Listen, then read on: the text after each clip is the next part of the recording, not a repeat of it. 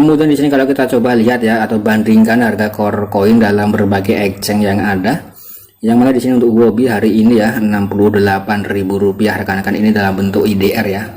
Nah di sini harganya relatif sama. Nah mungkin hanya sedikit perbedaan ya, sekitar ratusan rupiah saja rekan-rekan, tidak terlalu signifikan. Kemudian di ekt.com di sini 70.000 ya. Nah kemudian di sini kalau di SuperX, nah di sini kalau kita lihat ya SuperX 250.000. Tapi halo rekan-rekan semuanya, kembali lagi bersama saya. Kali ini saya akan mencoba melanjutkan ngobrol santai ya, membahas tentang core coin atau core DAO.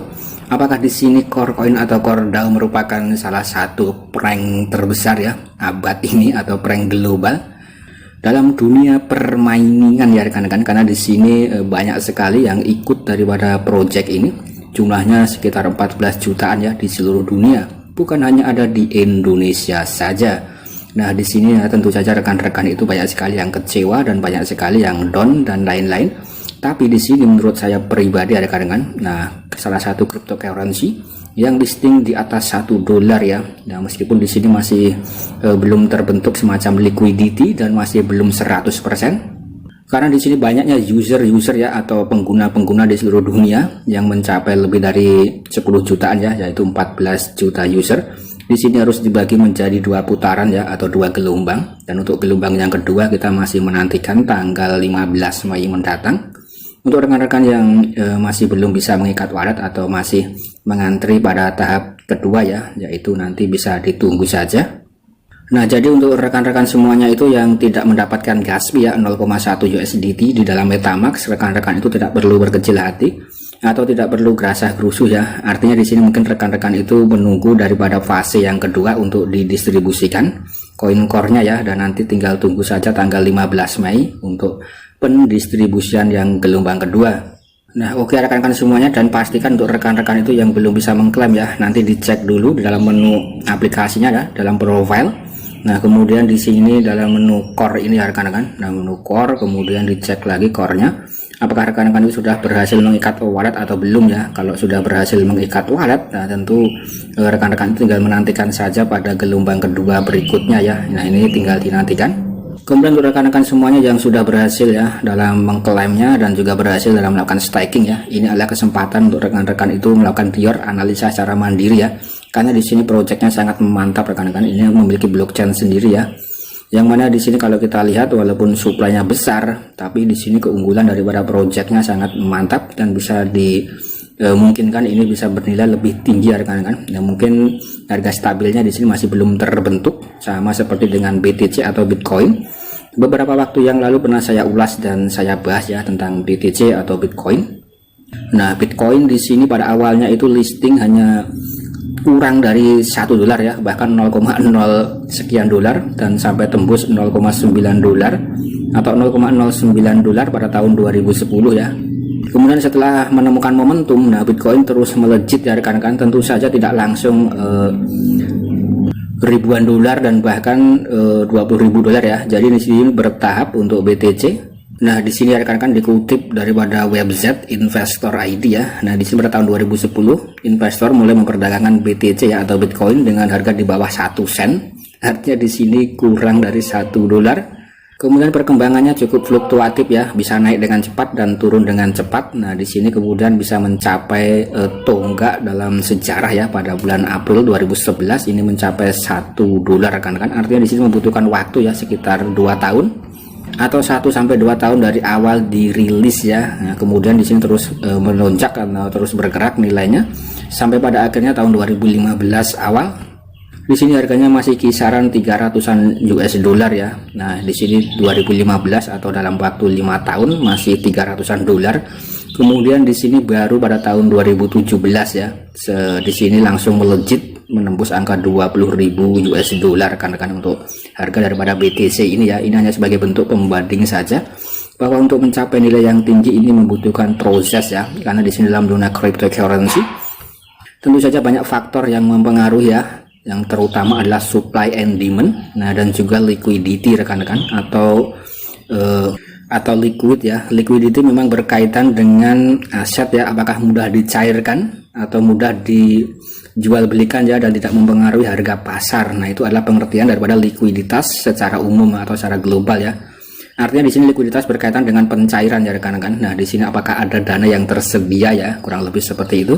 Kemudian di sini saya langsung bergerak menuju ke coinmarketcap.com ya. Nah, ini hanya sekedar ngobrol santai ya rekan-rekan. Jadi rekan-rekan itu ya bisa melakukan analisa secara mandiri ya, karena di sini proyeknya sangat jelas dan white papernya juga sangat jelas rekan-rekan. Nah, maka dari itu untuk dunia cryptocurrency memang harus melakukan analisa ya.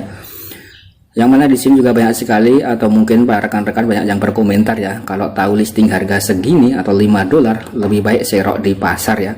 Yaitu untuk rekan-rekan yang memiliki modal paus ya. Dan rekan-rekan bisa bayangkan saja untuk harga satu core-nya itu adalah untuk hari ini ya 68.000 ya. Untuk rekan-rekan yang ingin mendapatkan 10 core itu butuh modal sekitar 700-an ribu ya, kurang lebih seperti itu. Dan untuk menyerok $100 itu butuh dana 7 jutaan. Nah, itu bukan dana yang kecil ya. Artinya jika rekan-rekan itu main solo ya dan bisa mendapatkan lebih dari $100, ini saya rasa juga sudah mendapatkan cuan di awal ya, karena di sini masih dalam tahap awal menurut daripada core DAO-nya. Dan rekan-rekan itu juga bisa membandingkan dengan project-project lain yang baru listing atau rilis ya, project yang memiliki blockchain sendiri ya. Nah, mungkin semacam Polygon atau Solana ataupun Aptos ya, beberapa waktu yang lalu pernah viral ya. Rekan-rekan itu bisa dibandingkan saja ya. Nah, kemudian di sini juga dibandingkan tentang project atau progresnya itu seperti apa, blockchainnya semacam apa ya. Tentu sangat berbeda sekali ya rekan-rekan. Nah, di sini saya hanya ingin mengobrol santai saja ya, tidak terlalu serius, karena di sini rekan-rekan pasti juga sudah banyak yang paham tentang dunia cryptocurrency. Nah, di sini bukan bermaksud untuk mengajari atau hanya berbagi saja rekan-rekan sambil ngopi nyantai ya. Karena di sini saya rasa juga banyak sekali rekan-rekan yang frustrasi ya, atau bisa dikatakan ngedown ya. Tidak perlu ngedown karena di sini memang aset jangka panjang untuk CoinCore. Rekan-rekan bisa melakukan staking ya di dalam MetaMask ya. Jadi lakukan staking saja sampai nanti tunggu harganya itu normal atau memiliki harga yang setidaknya itu dalam waktu 3 sampai 5 bulan ya rekan-rekan. Kita lihat pergerakan harganya itu pasti akan terbentuk semacam supply and demand ya. Karena di sini untuk supply-nya ya, kalau rekan-rekan lihat, nah di sini untuk supply-nya itu memang masih belum 100% ya yang dimigrasikan. Nah, di sini rekan-rekan juga bisa melihat ya di dalam coinmarketcap.com. Di sini ada link-link dan juga diaudit oleh Certic ya. Ini sangat mantap. Kemudian di sini kalau marketnya, kalau kita lihat ya dalam CMC. Nah, di sini marketnya sangat lumayan banyak ya rekan-rekan. Nah, di sini ada Huobi, Get.io, Bybit. Nah, di sini Poloniex, OKX ya.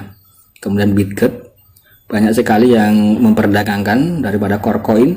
Kemudian di sini kalau kita coba lihat ya atau bandingkan harga core coin dalam berbagai exchange yang ada, yang mana di sini untuk Huobi hari ini ya 68.000 rupiah rekan-rekan, ini dalam bentuk IDR ya. Nah, di sini harganya relatif sama. Nah, mungkin hanya sedikit perbedaan ya, sekitar ratusan rupiah saja rekan-rekan, tidak terlalu signifikan. Kemudian di ekt.com di sini 70.000 ya. Nah, kemudian di sini kalau di SuperX, nah di sini kalau kita lihat ya SuperX 250.000, tapi di sini ada catatan yang pasti di sini masih memiliki harga sekitar 68.000-an rupiah rekan-rekan, dan di sini masih dalam masa awal ya berfluktuasi. Dan core DAO sendiri juga sudah paham dan mengingatkan ya, pasti awal listing akan ngedam, maka dari itu rekan-rekan harus melakukan staking ya. Karena di sini untuk para penyerok itu tidak bisa langsung membeli dari core DAO, karena core DAO atau core ini tidak melakukan ICO ya. Jadi mereka harus membeli di market atau di bursa. Ketika banyak yang melakukan staking, maka jumlah koin yang beredar di market sedikit ya. Maka dari itu harganya akan naik rekan-rekan, kurang lebih seperti itu teorinya.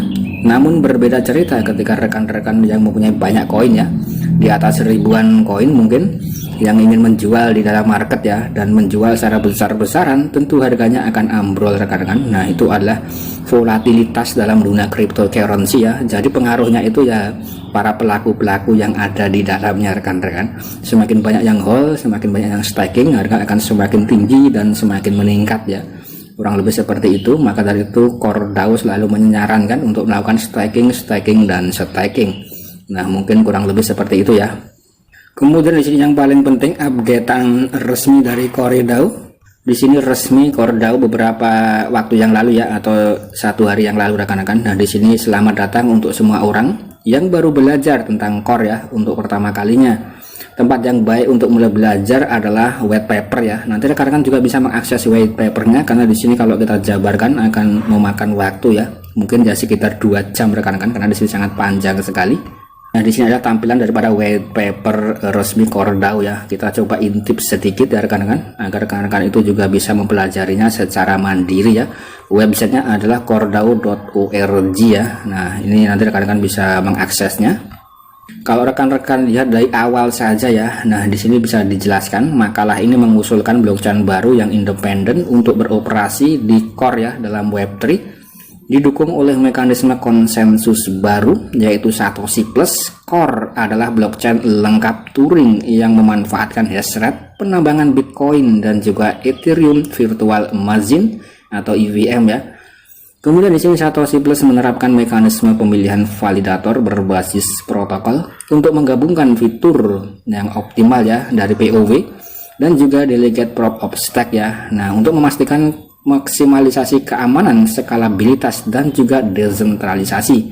Kalau kita lihat di awal di sini saja blockchainnya sudah sangat mantap ya. Kemudian di sini juga ada perkenalan dan lain-lain, nanti rekan-rekan bisa mempelajari jauh lebih dalam lagi ya. Nah, kemudian di sini yang paling terkenal adalah trilema blockchain ya, yang bisa memecahkan daripada yang sebelumnya tentang dunia blockchain ya, yang tidak dimiliki oleh sekelas Bitcoin, Ethereum maupun BSC ya. Nah, di sini saya hanya sekilas-sekilas saja ya. Nanti rekan-rekan bisa mempelajari jauh lebih dalam lagi ya tentang white papernya. Kemudian yang paling penting, yang paling menarik yang ada di sini rekan-rekan perbandingannya ya. Nah, di sini sudah sering kali saya ulas ya tentang blockchain daripada Bitcoin, Ethereum, Ethereum 2, kemudian Solana, Polygon dan BSC ya.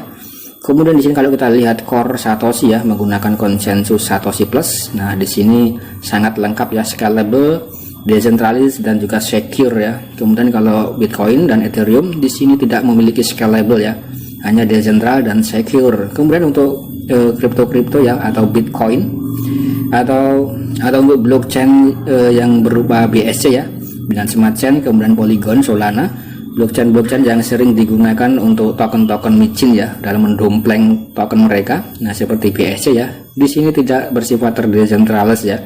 Artinya di sini untuk yang bergerak dalam jaringan BSC, nah di sini tidak decentralized dan hanya bergerak dalam jaringannya sendiri ya, yaitu misal BIP20.